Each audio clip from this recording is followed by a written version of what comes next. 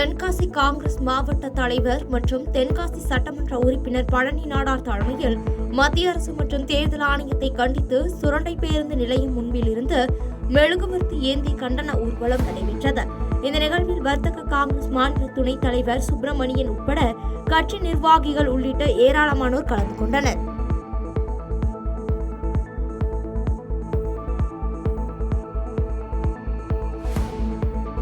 திண்டுக்கல் மாவட்டம் கொடைக்கானலில் உள்ள புனித சலேத் அன்னை தேவாலய திருவிழாவின் முக்கிய நிகழ்வான தேர்பவனி வெகு விமர்சையாக நடைபெற்றது. இந்நிகழ்வில் கொடைக்கானல் நகர் மற்றும் கிராம பகுதியில் மட்டுமல்லாமல் மாநிலத்தின் பல்வேறு பகுதிகளில் இருந்து மதச்சார்பற்ற அனைவரும் கலந்து கொண்டு சிறப்பித்தனர்.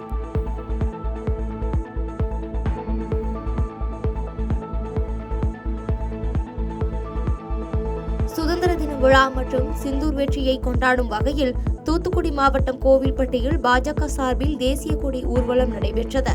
கோவில்பட்டி லட்சுமி மில் மேம்பாலம் அருகே தொடங்கிய இந்த ஊர்வலத்தில் சுமார் 150 அடி தேசிய கொடியுடன் பாஜகவினர் ஊர்வலம் மேற்கொண்டனர்.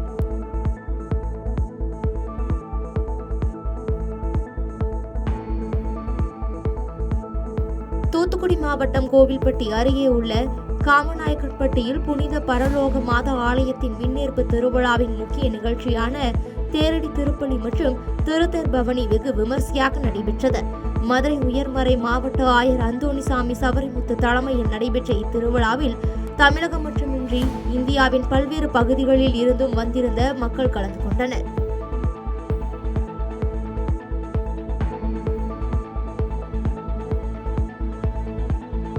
நாட்டின் 79வது சுதந்திர தினத்தையொட்டி கோவை பூச்சியூர் பகுதியைச் சேர்ந்த பாலச்சந்தர் என்பவர் கண்களின் கருவிழிகளில் தேசிய கொடியின் புகைப்படம் வரைந்து அசத்தியுள்ளார். மேலும் ஒரு சொட்டு நீரில் ஒளிரும் தேசிய கொடி மற்றும் பேனாமுனையில் ஒரு துளி நீரில் இந்திய வீரரின் சல்யூட் புகைப்படம் வரைந்த வீடியோ காட்சிகள் தற்பொழுது சமூக வலைதளங்களில் வெளியாகி வைரலாகி வருகிறது.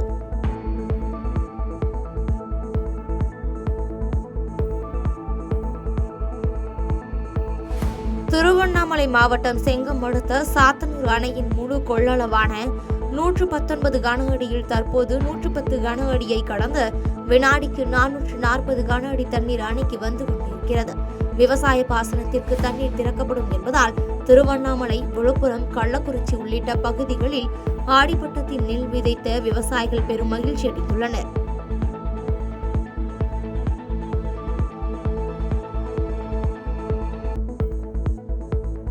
திருப்பூர் மாவட்டம் பல்லடம் வடக்கு மாவட்ட காங்கிரஸ் சார்பில் வாக்காளர் பட்டியலில் முறைகேடு நடத்தியதாக கூறி பாஜக அரசை கண்டித்தும் உடனடியாக பாஜக அரசு பதவி விலக வேண்டும் என்றும் காங்கிரஸ் கட்சியினர் சார்பில் அகில இந்திய செயலாளர் கோபிநாத் பழனியப்பன் தலைமையில் கைகளில் மெழுகுவர்த்தி ஏந்தி மௌன ஊர்வலமானது நடைபெற்றது. பல்லடம் அரசு ஆண்கள் மேல்நிலைப் பள்ளியில் தொடங்கிய இந்த ஊர்வலமானது மங்களம் சாலை வழியாக பல்லடம் எம்ஜிஆர் சாலையில் உள்ள அண்ணா சிலை அருகே முடிவடைந்தது.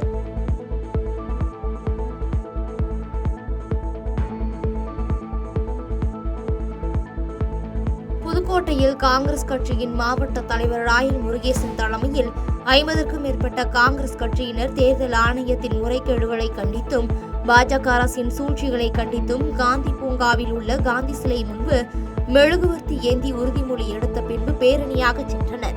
இப்பேரணியில் வாக்குகளை திருடும் பாஜக அரசு ராஜினாமா செய்ய வேண்டும் எனவும் இந்திய ஜனநாயகத்தை காக்க வேண்டும் என வலியுறுத்தி கோஷங்களை எழுப்பிச் சென்றனர்.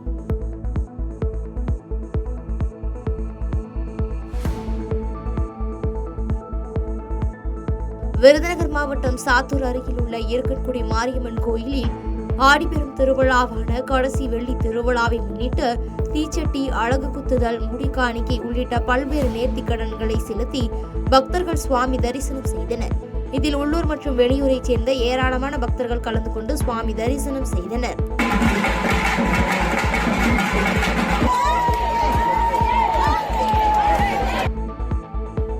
வைகை எக்ஸ்பிரஸ் ரயிலின் 48வது பிறந்தநாள் தினத்தை முன்னிட்டு மதுரை ரயில் நிலையத்தில் ரயில் ஆர்வலர்கள் கேக் வெட்டி கொண்டாடினர்.